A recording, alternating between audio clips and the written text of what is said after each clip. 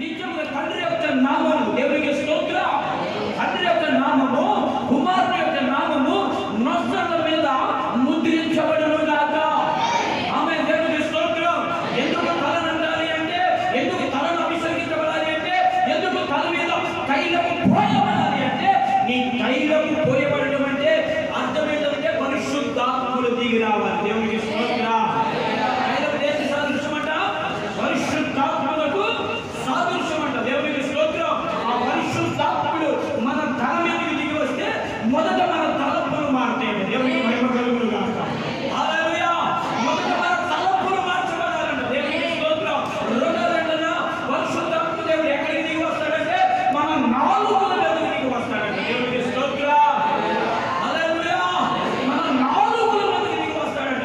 ఎందుకంటే ఈ ప్రపంచంలో భగవంతుడు ఎవరో తెలుసా? ఈ ప్రపంచంలో భగవంతుడు ఎవరు? భగవంతుడు ఎవరు? అమ్మవారు అనేవాడు కాదు. దేవునికి స్తోత్రం.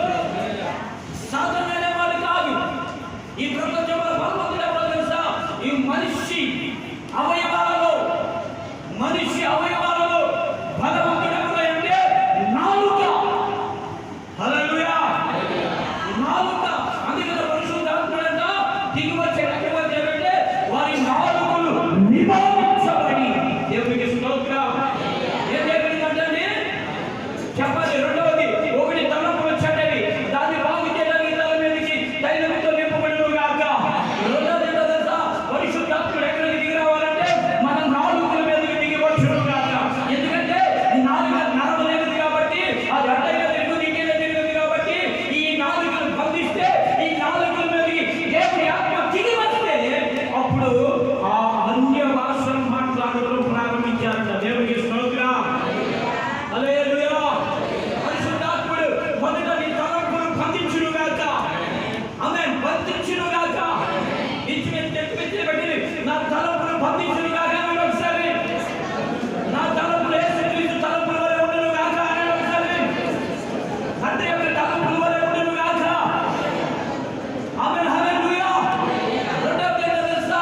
మన నాలుకలంట. దేవునికి స్తోత్రం. నాలుక అంటే భయంకరమైనటువంటి ఏమిటంటే నాలుక కిందంట విషసర్పం ఉందంట. ఏముందంటే దేవుని యాకోబు చెప్తాడు అన్నమాట స్పష్టంగా. దేవునికి స్తోత్రం. మన నాలుకంట నిజంగా సర్పపు. అంటే సర్పపు నాలుగు మంచిదా? సర్పపు నాలుగు మంచిదా? చెప్పండి ఒకసారి. సర్పపు నాలుగు మంచిదా? దాని నాలుగు కింద ఉంటే విషం ఉంటుంది. దేవునికి స్తోత్రం. అది ఇలా కాలేదు, ఇలా తిరిగి కాటేస్తుంది. హల్లెలూయా. చెప్పాలంటే దేవునికి మహిమ కలుగును గాక.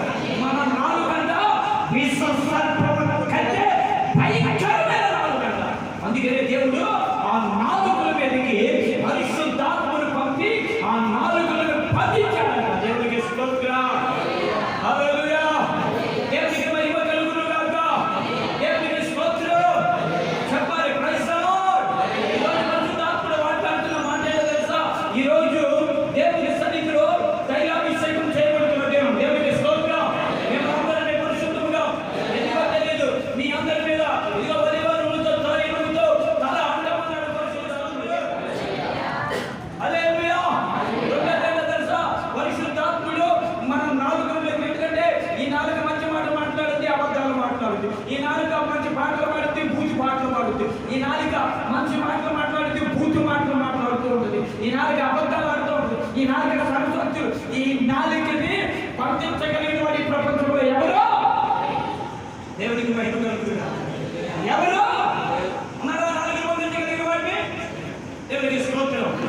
అందుకనే పరిశుద్ధాత్ముడు వచ్చి మన నాలుకలను బంధిస్తున్నాడు. దేవునికి స్తోత్రం. అందుకనే యేసుక్రీస్తు చెప్పాడు మొదట నిత్యముగా భగవంతుడిని బంధించాలంట. ఎవరు బంధించాలి? నోరు తెరవాలి. ఎవరు బంధించాలి? చాలా మంది ఏమనుకుంటారు భగవంతుడు అంటే అపవాదిని అనుకుంటాడు. చాలా మంది పాస్టర్ ఇదే ప్రార్థన చేస్తారు, విశ్వాసులు కూడా ఇదే ప్రార్థన చేస్తారు. యేసు నామములో భగవంతుడిని బంధించబడ్డాడు. భగవంతుడి ప్రపంచంలో అపవాది గారు వాడిని ఎవరు బంధించలేడు. ఏ సేవకుడు ఏ ప్రవక్త అయినా సరే ఈ ప్రపంచంలో ఎవరు బంధించలేరు. దేవునికి స్తోత్రం. హల్లెలూయా. ఎవరు బంధించలేరు? బంధించగలిగిన వ్యక్తి ఒకే ఒక వ్యక్తి, యేసుక్రీస్తు వారికి మాత్రమే అధికారం. దేవునికి స్తోత్రం. మొదట 1000 ఏళ్ళు బంధించబోతున్నాడు. దేవునికి మహిమ కలుగును గాక. మొదట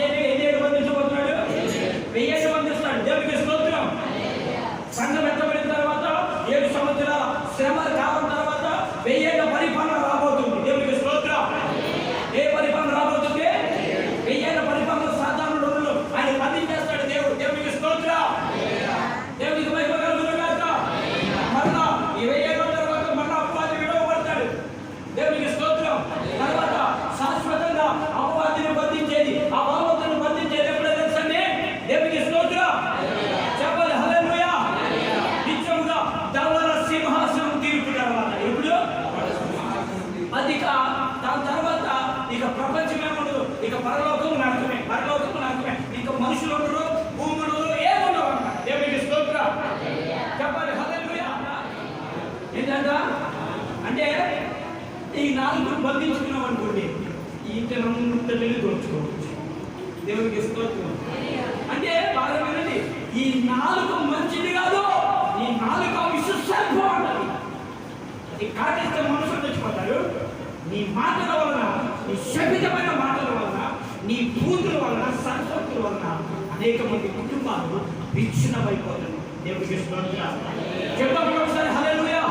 వ్యక్తమైన మాటలు, కళ్ళబోని మాటలు, సరసోక్తులు, ఎందుకు పనికిరాని చెత్త వాళ్ళు ఈ నాలుగు ద్వారానే జరుగుతూ ఉంటాయి. అందుకని నాలుగు బంధించబడి చెప్పాలండి. దేవునికి స్తోత్రం. నాలుగు బంధించబడును గాక. హల్లెలూయా.